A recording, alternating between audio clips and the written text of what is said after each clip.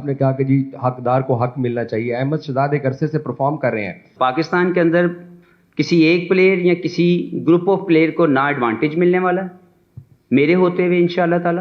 اگر آپ بات کر رہے ہیں اگر احمد شہزاد کی، تو اوپنر ہمارے پاس عبداللہ شفیق ہیں، امام الحق ہے، سائم ایوب از ایکسائٹنگ ٹیلنٹ جن کو ہمیں لگتا ہے کہ ان کو پالش ہونے کی ضرورت ہے. اپنے ساتھ ان کو رکھا گیا ہے تاکہ وہ زیادہ سے زیادہ کنڈیشنل وے میں جو ہے وہ یوز ٹو ہوں اور جب بھی کھیلیں پاکستان کے لیے پرفارم کریں. تو ایک سیٹل ٹیم کے اندر جگہ بنانا ہمیشہ ایک پروفیشنل گروتھ جو ہے اس کی نشاندہی کرتا ہے کہ جو ویٹ کر رہا ہے وہ بھی پرفارمر ہے.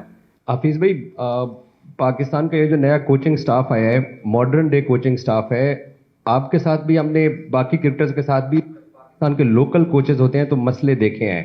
ایک زمانے میں آپ دبئی سے آ رہے تھے، ایک کوارنٹائن سے دوسرے میں آتے ہوئے آپ کو ایک سیریز نہیں کھلائی گئی تھی، مصباح اور وقار تھے. تو ہم پاکستانیوں کا یہ مائنڈ سیٹ تھا، اسی لیے نجم سیٹھی نے گورے کوچز رکھے تھے. ابھی بھی جب آپ لوگ آئے ہیں تو حارث رؤف کی ناراضگی ہم لوگوں نے دیکھی ہے، اور پھر آپ نے کہا کہ جی حقدار کو حق ملنا چاہیے. احمد شہزاد ایک عرصے سے پرفارم کر رہے ہیں.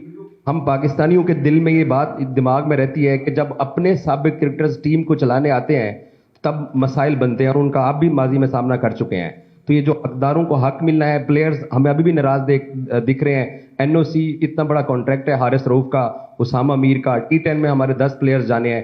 تو آپ لوگوں کے آنے سے یہ چیزیں رکی ہوئی ہیں، ان چیزوں کو کیسے ڈیل کریں گے آپ لوگ؟ آپ کے سوال تھوڑے زیادہ ہیں، کافی چیزیں مکس ہیں. میں پہلے اس پہ آ جاتا ہوں کہ سب سے پہلے پاکستان ہے، جو پرائرٹی ہے وہ پاکستان کی ریپرزنٹیشن ہے، اس کے بعد کوئی دوسری چیز آتی ہے. تو سینٹرل کانٹریکٹڈ اور تمام ڈومیسٹک کانٹریکٹڈ جو پلیئر ہیں ان کی سب سے پہلے پرائرٹی جو ہے وہ پاکستان ہونی چاہیے.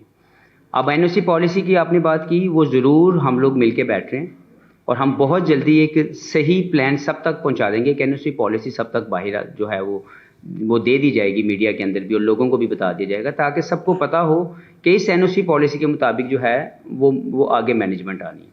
دوسرا آپ نے بات کی کہ پاکستانی سٹاف جب آتا ہے تو شاید کوئی آپ کو فیل ہو رہا ہے یا آپ کو لگتا ہے کہ وہ ہارڈ ڈن کرتا ہے پاکستانی پلیئروں کو.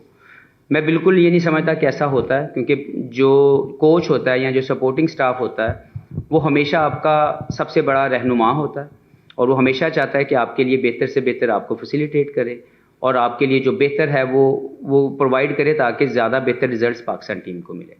تو کس وجہ سے وہ چاہے اسٹاف فارنر ہو یا لوکل ہو، وہ ہمیشہ آپ کی رہنمائی کرتا ہے. جب میں ٹیم ڈائریکٹر بنا تو میری کوشش سب سے پہلے یہ تھی کہ وہ لوگ جو سپورٹنگ سٹاف میں پاکستان کے اندر موجود ہیں اور وہ یہ رول پلے کرنا چاہتے ہیں، دے ور مائی فرسٹ پرائرٹی. کیونکہ میں یہ سمجھتا ہوں کہ اگر ہمارے اپنے پاس پاکستان کے اندر وہ تمام چیزیں موجود ہیں تو ہمیں باہر جانے کی ضرورت نہیں ہے. اور اس کو ذکا اشرف صاحب کی بھی بڑی مہربانی کہ انہوں نے اس کو ایکسیپٹ کیا اور اس کو الاؤ کیا کہ ہماری اپنی مینجمنٹ ہمارے پاکستانی اگر پاکستان کا کے لیے رول پلے نہیں کریں گے تو کوئی دوسرا وہ پین اور وہ چیز کو شاید اس لیول پہ، میں قطعاً یہ نہیں کہہ رہا کہ وہ بہتر نہیں ہے، لیکن وہ شاید اس لیول پہ پاکستان کے لیے ریپرزنٹیشن کو وہ فیل نہ کر سکیں.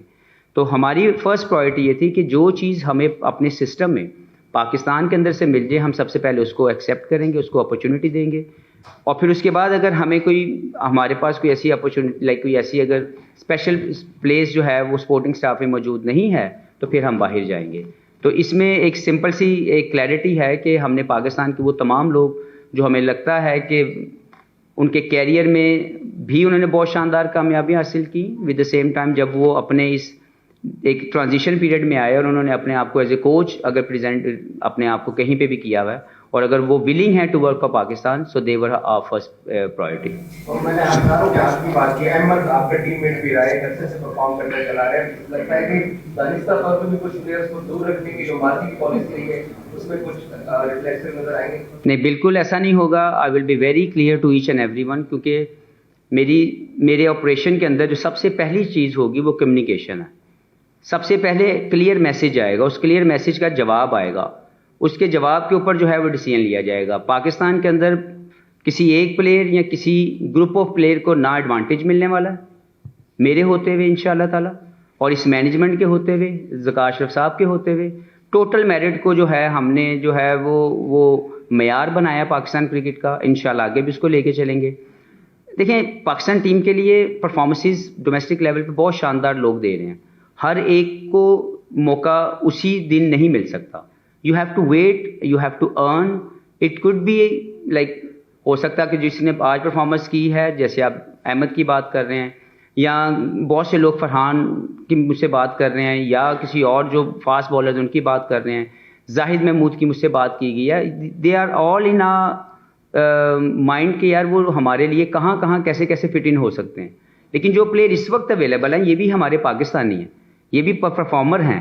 اگر آپ بات کر رہے ہیں اگر احمد شہزاد کی, تو اوپنر ہمارے پاس عبداللہ شفیق ہیں, امام الحق ہے, سائم ایوب از ایکسائٹنگ ٹیلنٹ جن کو ہمیں لگتا ہے کہ ان کو پالش ہونے کی ضرورت ہے. اپنے ساتھ ان کو رکھا گیا ہے تاکہ وہ زیادہ سے زیادہ کنڈیشنل وے میں جو ہے وہ یوز ٹو ہوں, اور جب بھی کھیلیں پاکستان کے لیے پرفارم کریں. تو ایک سیٹل ٹیم کے اندر جگہ بنانا ہمیشہ ایک پروفیشنل گروتھ جو ہے اس کی نشاندہی کرتا ہے کہ جو ویٹ کر رہا ہے وہ بھی پرفارمر ہے, لیکن جو کھیل رہے ہیں وہ بھی پرفارمر ہے. تو اس طرح ایک جو پروفیشنل کمپٹیشن ہے اس کو سمجھنے کی ضرورت ہے. کوئی بھی لیفٹ آؤٹ نہیں ہے. جو پرفارمنس کر رہا ہے اس کو انتظار اگر کرنا پڑ رہا ہے تو وہ اپنے اس انتظار کا پازیٹیولی انتظار کرے. جب بھی اس کو انشاءاللہ تعالی ہمیں لگا کہ پاکستان ٹیم میں ایسی جس پلیئر کی بھی جو ڈومیسٹک کا پرفارمر ہے اس کی ضرورت پڑے تو وہ انشاءاللہ تعالی آ کے پرفارم کرے.